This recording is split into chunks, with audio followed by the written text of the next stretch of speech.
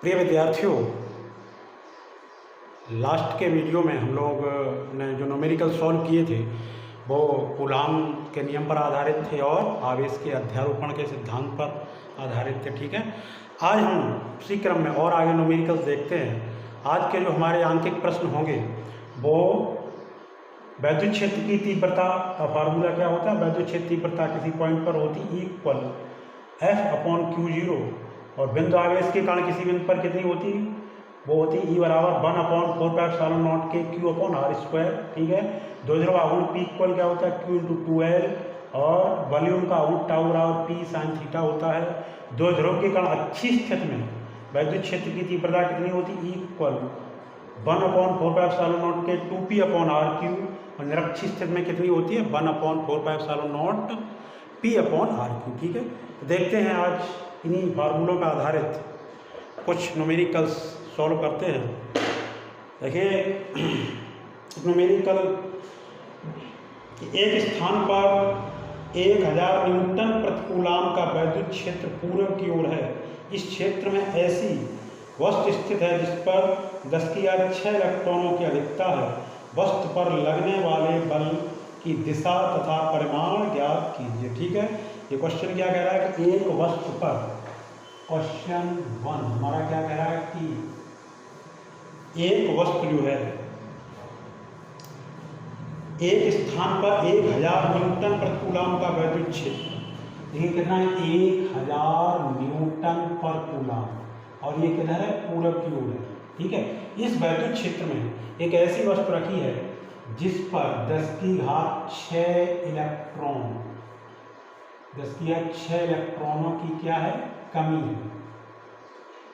ठीक, 10⁶ इलेक्ट्रॉनों की कमी है। तो वो क्या पूछा है कि वस्तु पर लगने वाले बल की दिशा तथा परिमाण ज्ञात कीजिए। इस वस्तु पर जो बल लगेगा उसकी दिशा और परिमाण। ठीक है, अब यहाँ देखिए कि वस्तु पर इतने इलेक्ट्रॉनों की कमी है तो वस्तु पर आवेश कितना हो जाएगा Q=Ne। n का मान कितना 10⁶, E का मान कितना होता है 1.6 × 10⁻⁻19। तो ये कितना हो गया 1.6 इंटू यहाँ से घटाइए तो कितना हो जाए -13 कितने कूलाम। ठीक है, इतना कूलाम आवेश हो गया। ठीक है, अब देखिए आवेश की प्रकृति कैसी, चूंकि इलेक्ट्रॉनों की कमी है, जब कमी होगी तो प्रकृति कैसी हो जाएगी पॉजिटिव। ठीक है, ये आपको पीछे बता दिया था, प्रकृति पॉजिटिव हो जाए, इतना कूलाम उस वस्तु पर क्या आ जाए आवेश आ जाए। ठीक है, अब क्या पूछा है उसने वैद्युत बल, इसलिए F इक्वल क्या होगा formula QE। F equal Q की वैल्यू 1.6 × 10⁻13 इंटू E की वैल्यू कितनी है 1000। ये कितना आ जाएगा 1.6, 1000 की पावर हो जाएगी, कितनी पावर हो जाएगी 10⁻³ तो 3 1 हट जाएगा, कितना आ जाएगा 10⁻³ न्यूटन। ठीक, ये आ गया। अब बात आ गई उसने कहा परिमाण व दिशा। इस बल की दिशा देखिए, जो धनावेश होता है उस पर वैद्युत बल किधर लगता है वैद्युत क्षेत्र की दिशा में, क्योंकि ये धनावेश हुआ है, इलेक्ट्रॉनों की कमी है तो धनावेश होगा, इसलिए जो बल है वो भी किधर लग गया पूर्व की ओर लग गया, किधर पूर्व की ओर। ठीक है, अगर इसी क्वेश्चन को ये कहता कितने इलेक्ट्रॉनों की अधिकता है तो अधिकता की वजह से जो आवेश की प्रकृति होती वो कैसी होती बताइए नेगेटिव होती, और जब प्रकृति नेगेटिव होती तो ऋणावेश पर जो वैद्युत बल लगता है वो वैद्युत क्षेत्र की विपरीत दिशा में लगता है। उस कंडीशन में वैद्युत बल पश्चिम की ओर लगता है। ठीक है, अगला क्वेश्चन देखते हैं।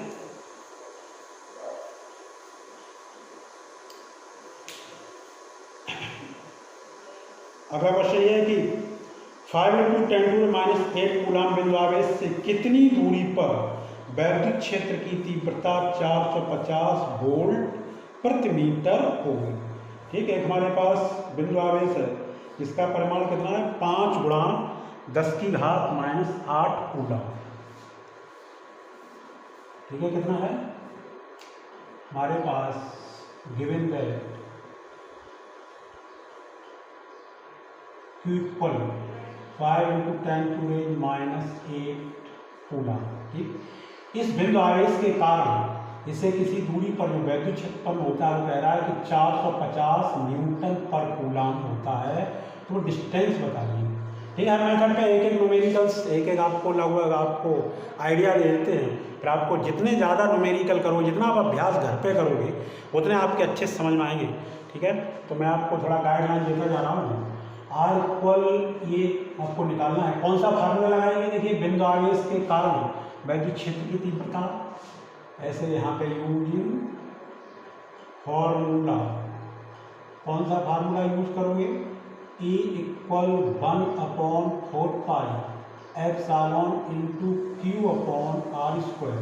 ई की वैल्यू कितनी है? 450 और 1/4 बाय एप्सिलॉन नॉट की वैल्यू कितनी होती है? 9 इंटू 10⁻⁹ इंटू क्यू की वैल्यू कितनी है? 5 इंटू 10⁻⁻8 अपॉन आर स्क्वायर। ठीक है, अब देखिए यहाँ से ये आर स्क्वायर इधर आएगा तो क्रॉस मल्टीप्लाई होगा तो ये आर स्क्वायर यहाँ जाएगा तो कितना हो जाएगा? 9 इंटू 10⁻⁹ इंटू 5 इंटू 10⁻⁻8 अपॉन 450। इससे ये काट दो कितना कर जाएगा? 90। ठीक है, अभी इससे काट दो तो 10 आ गए। आर स्क्वायर इक्वल कितना आ जाएगा? ये 10 पावर ऊपर जाएंगी तो कितनी हो जाएंगी?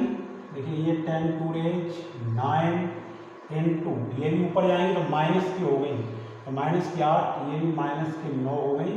आर स्क्वायर इक्वल 1 आ गया। R equal 1 metre.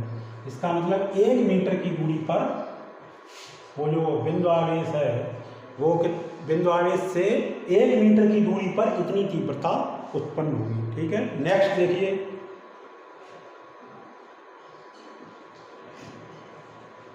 Next question है कि संलग्न चित्र में ए सेंटीमीटर भुजा वाले वर्ग के चारों कोनों पर 4 आवेश रखे गए हैं। वर्ग के केंद्र ऊपर वैद्युत क्षेत्र का परिमाण व दिशा ज्ञात कीजिए। ठीक है, अब की बार हमारे क्वेश्चन में ए भुजा वाला एक वर्ग है, इसके चारों कोनों पर आवेश रखे गए हैं। ठीक है,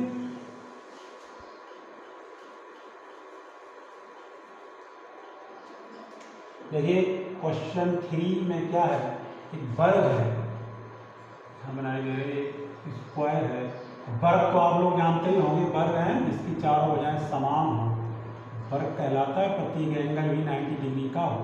ठीक है, समचतुर्भुज में भी चारों भुजाएं समान होती हैं, लेकिन ये जरूरी है उसका प्रत्येक एंगल 90 डिग्री हो। इसका प्रत्येक एंगल भी 90 डिग्री होता है, दोनों विकर्ण भी बराबर होते हैं। समचतुर्भुज का जो दोनों विकर्ण होते हैं वो बराबर नहीं होते, लेकिन चारों भुजाएं बराबर होती है। ये हमारे पास एक क्या है? वर्ग ए बी सी डी। ठीक है, इसकी प्रत्येक भुजा कितनी है? ए। इस वर्ग के ये जो केंद्र है, केंद्र कहाँ से हुआ? दोनों विकर्णों का कटान बिंदु। ये दोनों विकर्ण है, इन विकर्णों का जो कटान बिंदु है वो उसका क्या हो गया? केंद्र हो गया। तो इस जो इसके चारों शीर्ष हैं इन पर आवेश रखे हुए हैं। ठीक है, कितना कितना आवेश रखा हुआ है? इन चारों शीर्षों पर -2q यहाँ पे रखा हुआ, -2q यहाँ पे रखा हुआ है, +q और सी पॉइंट पर रखा हुआ है -q + 2q। यहाँ पे रखा हुआ -q + 2q। ठीक है, ये हमारी प्रॉब्लम है, ये हमारी न्यूमेरिकल है हमारा कि एक वर्ग है, इसके प्रत्येक शीर्ष पर आवेश चित्रानुसार आपको दिखाई दे रहे हैं। पहले शीर्ष पर -2q, दूसरे शीर्ष पर +q और तीसरे शीर्ष पर -q। जो सी शीर्ष है उस पर आवेश कितना रखा हुआ? -q। और जो डी शीर्ष है उस पर आवेश कितना रखा हुआ? +2q। ठीक है, तो अब हमको क्या पता करना है? केंद्र ऊपर, ये जो केंद्र है ना, इस पर परिणामी वैद्युत क्षेत्र की तीव्रता। ठीक है, तो कोई बात नहीं, एक एक शीर्ष के कारण निकालते जाएंगे, डायरेक्शन देखते जाएंगे। ठीक है, तो सबसे पहले देखिए, जैसे यहाँ पर जो आवेश रखा हुआ है इसके कारण जब यहाँ पर हम तीव्रता निकालेंगे तो कौन सूत्र लगा देंगे? बिंदु आवेश के कारण वैद्युत क्षेत्र की तीव्रता वाला फार्मूला यूज करेंगे। अब यहाँ से यहाँ तक कि हमको डिस्टेंस पता करनी होगी, तो डिस्टेंस की कोई प्रॉब्लम नहीं है। देखिए यहाँ से निकालते हैं वर्ग के विकर्ण, वर्ग के विकर्ण। देखिए वर्ग के यहाँ पे विकर्ण क्या है, वर्ग के विकर्ण AC बराबर, वर्ग के विकर्ण बराबर होते हैं, इसलिए AC बराबर BD बराबर A√2। वर्ग के विकर्ण का फार्मूला क्या होता है, भुजा √2। ठीक है, अब ये तो हो गए वर्ग के विकर्ण है। अब चूंकि विकर्ण होते हैं वो एक दूसरे को समद्विभाजित करते हैं, ठीक है, इसलिए क्या हो जाएगा, ये एक दूसरे को बिल्कुल डिवाइड करते हैं, इस जहाँ पे मिलते हैं वो पॉइंट पर, तो क्या हो जाएगा, इसलिए ये डिस्टेंस, जैसे OA डिस्टेंस निकाला तो कुल डिस्टेंस की आगे हो जाएगी, इसलिए यहाँ देखिए AO equal CO equal BO equal DO equal A√2/2। ठीक है, ये हमको डिस्टेंस पता चल गया। नाउ अब एक एक आवेश के कारण यहाँ पर तीव्रता निकालते हैं। नाउ EA, ये मीन समझिए कि A पॉइंट पर जो आवेश रखा हुआ है उसके कारण O पॉइंट पर तीव्रता। ठीक है, तो फार्मूला एक बार मैं लिखे दे रहा हूँ, क्या होता है 1/4 पाई ε0 इंटू Q/r²। तो यहाँ से यहाँ तक की डिस्टेंस कितनी होगी, AO²। ठीक है, ये कैसा चार्ज है, देखिए नेगेटिव चार्ज है। जब नेगेटिव चार्ज है तो इसके कारण यहाँ पर जो वैद्युत क्षेत्र उत्पन्न होगा उसकी डायरेक्शन किधर होगी, देखिए डायरेक्शन नेगेटिव की ओर होगी, ये EE।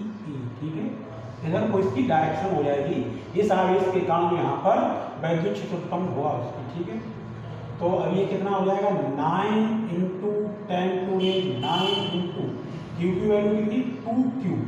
देखिए आवेश जब सदिश, जो वैद्युत क्षेत्र की प्रता सदिश राशि है, इसलिए जो आवेश का चिन्ह है वो यहाँ पर हम नहीं लेंगे, वो चिन्ह हमको क्या बताता है, वो जो चिन्ह है वो हमको इसकी डायरेक्शन बताएगा, उससे हम डायरेक्शन का पता करेंगे। ठीक है, तो 2Q/AO, AO की वैल्यू कितनी होती है, वो यहाँ से A√2/2 का होल स्क्वायर। ठीक है, तो ये जो कितना हो जाएगा, ये ऊपर तो हो गया 18 × 10⁻9Q, नीचे नहीं कितना हो जाएगा, नीचे हो गया A² इंटू 2/4। ठीक है, इससे कट जाएगा और 2 कहाँ चला जाएगा, ऊपर, तो E इक्वल कितना हो जाएगा, ये इक्वल 2 पर जाएगा, तो ये हो जाएगा 36 × 10⁻9 Q/A²।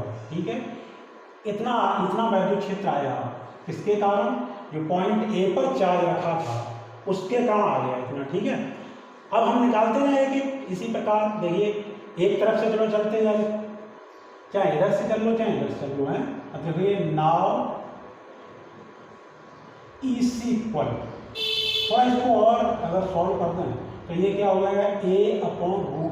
ठीक, ऐसे चलिए अब इस आवेश के कारण यहाँ पर तीव्रता निकालेंगे तो कितनी हो जाएगी 1/4 पाई ε0 इंटू Q/OC²। OC² की वैल्यू कितनी A/√2 का होल स्क्वायर। ठीक है, तो ये भी कितना हो जाएगा 9 × 10⁻9 इंटू Q/A²/2। 2 ऊपर जाएगा तो EC इक्वल कितना हो जाएगा, देखिए यहाँ से ये EC इक्वल हो जाएगा 18 × 10⁻9Q। ठीक, /A²। इसकी डायरेक्शन किधर होगी, देखिए इसके कारण, इस आवेश के कारण जो यहाँ पर तीव्रता उत्पन्न होगी उसकी डायरेक्शन नेगेटिव चार्ज है ना, इसी तरफ होगी। ठीक है, ये EC, ये EC की डायरेक्शन होगी।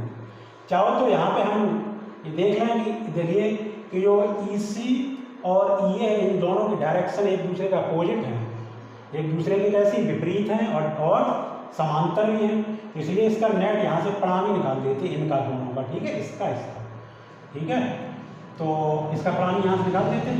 तो कैसे प्रणामी निकलेगा, क्योंकि दिशाएं विपरीत हैं और समांतर है, तो प्रणामी कैसे निकलेगा, इनका प्रणामी निकालेंगे E' से व्यक्त करते हैं, E' वेक्टर इक्वल, घटाइए जो ज़्यादा होगा उसमें से कम घटेगा, ज़्यादा कौन EA। ठीक है, तो यहाँ से क्या लिखें EA vector minus EC vector. ठीक है, तो E' का जो परिणाम आएगा, रिजल्ट आएगा, वो कितना आएगा? वो यहाँ देखिए, ये हो जाएगा 36 गुणा 10 की घात 9 क्यूब अपॉन ए स्क्वायर माइनस 18 गुणा 10 की घात 9 क्यूब अपॉन ए स्क्वायर। ठीक है, तो देखिए यहाँ से इसका जो परिणाम आ गया इन दोनों का, वो कितना आ गया? घट गया। देखिए यहाँ से 18 गुणित 10 की घात 9 क्यूब अपॉन ए स्क्वायर। ठीक है, इसकी डायरेक्शन किधर होगी बताइए? इन दोनों का जब रिजल्टेंट निकालेंगे तो ज़्यादा कौन था बताइए? ई ए का की वैल्यू ज़्यादा है, तो परिणामी की जो डायरेक्शन है वो किधर को आ गई? इधर को आ गई, ई डैश वेक्टर। ठीक है, ये हमारा रिजल्टेंट, ये परिणामी हो गया न्यूटन पर कूलम, और इसकी डायरेक्शन किधर है? O A P O, O A P O. ठीक है, अब इसके बाद देखिए इसी तरीके से अब हम आगे देखते हैं और जो आवेश रखे हुए हैं बिंदुओं पर। अब हम निकालते हैं, देखिए नाव जो बी पॉइंट पर चार्ज रखा हुआ है, ई बी इक्वल क्या हो गया? डायरेक्ट लिख दो 9 × 10⁻⁹ इंटू क्यू, तो क्यू हो गया अपॉन ये डिस्टेंस होगी स्क्वायर कितनी है?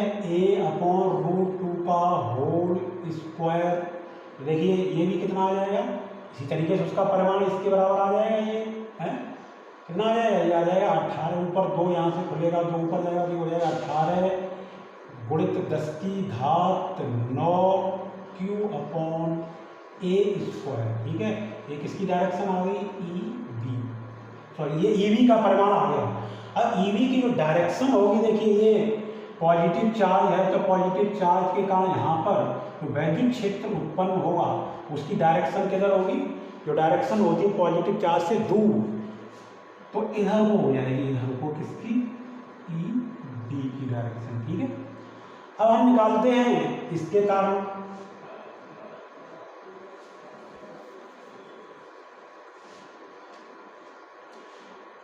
एंड ई डी, देखिए पीछे से इसकी जो परिमाण जितना इसके कारण निकला था उसका इतना इसके कारण निकलेगा, क्योंकि आवेश का जो परिमाण है द्वारा इक्वल है।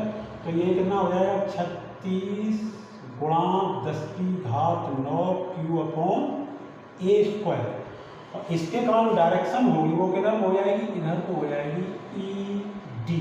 ठीक है, ये हो गया। अब देखिए आप ये दोनों भी, ये और ये, इनकी डायरेक्शन अपोजिट है, तो इनका परिमाण कितना हो जाएगा? 9। इनका परिमाण निकालते हैं तो परिमाण कितना हो जाएगा? चलो ई डबल डैश इक्वल, यहाँ से भी घटेगा तो ज़्यादा कौन? ई डी ज़्यादा है, तो E D vector minus E D vector. ठीक है, तो देखिए परिमाण कितना आ जाएगा? यहाँ से ई डबल डैश इक्वल 36 गुणा 10 की घात 9 क्यू अपॉन ए स्क्वायर माइनस 18 गुणित 10 की घात 9 क्यू अपॉन ए स्क्वायर। तो ई डबल डैश इक्वल कितना आया? 18 गुणित 10 की घात 9 क्यू अपॉन ए स्क्वायर। इसकी डायरेक्शन किधर होगी? ई डी की डायरेक्शन में। ई डी कहाँ है? देखिए ई डी की डायरेक्शन इधर को है। ठीक है, तो इसका मतलब इसकी डायरेक्शन किधर हो गई? ओ बी की ओर, ओ बी की ओर। ठीक है, डी पॉइंट के कारण यहाँ पे वैद्युत क्षेत्र उत्पन्न हुआ था ओ पॉइंट पर, उसकी डायरेक्शन इधर को है। इन दोनों का रिजल्टेंट निकालेंगे तो जिसकी ज़्यादा होती है, जिसका परिमाण ज़्यादा होता है, तो रिजल्टेंट की डायरेक्शन भी वही होती है, इसलिए इसकी डायरेक्शन ये होगी। ठीक है, अब हमने क्या देखा? इस ई डबल डैश की डायरेक्शन किधर को आई थी?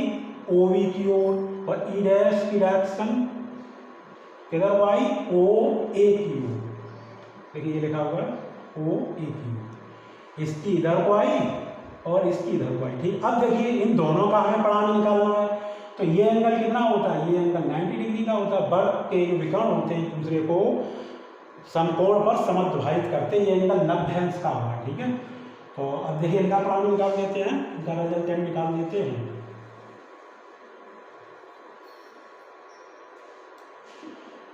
Because E dash perpendicular E double dash, ठीक है। देयरफॉर इनका परिणामी निकालेंगे वो किस पे आएगा, ओ पॉइंट पर आएगा, ठीक है। ई ओ इक्वल क्या हो जाएगा, under root E dash square plus E double dash square plus, क्योंकि एंगल 90 डिग्री का होगा, परपेंडिकुलर है तो यहाँ पे क्या आ जाएगा, 0 आ जाएगा, ठीक है। तो 0 लिख देंगे अंडर रूट, देखिए ई डैश की वैल्यू कितनी हो गई, ई डैश की वैल्यू है 18 गुणित 10 की घात 9 क्यूब अपॉन ए स्क्वायर का होल स्क्वायर प्लस, और इतनी ही वैल्यू ई डबल डैश की है, ये है 18 गुणित 10 की घात 9 क्यूब अपॉन ए स्क्वायर का होल स्क्वायर, ठीक है। इसका देखिए ये दोनों इक्वल हैं तो कितना आ जाएगा, 2 इंटू 18 गुणित 10 की घात 9 क्यू अपॉन ए स्क्वायर का होल स्क्वायर, ये देखिए बाहर आ जाएगा तो कितना आ जाएगा, बाहर आके 18 गुणित 10 की घात 9 क्यू अपॉन ए स्क्वायर अंडर रूट 2, ठीक है। ये आपका आ गया ई ओ, यानी ई पॉइंट पर, ओ पॉइंट पर कुल परिणामी वैद्युत क्षेत्र चारों आवेशों के कारण इतने न्यूटन पर कूलम। इसकी डायरेक्शन किधर होगी, देखिए अगर इसकी डायरेक्शन निकालने के लिए हम सदिश के समांतर चतुर्भुज का रूल लगाएंगे तो उस रूल से डायरेक्शन इन दोनों की किधर हो जाएगी, ई डायरेक्शन हो जाएगी, ठीक है।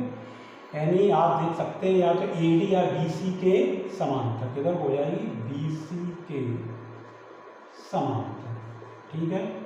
चलिए इसको देखो, ये समझ में आया, इसको समझिए।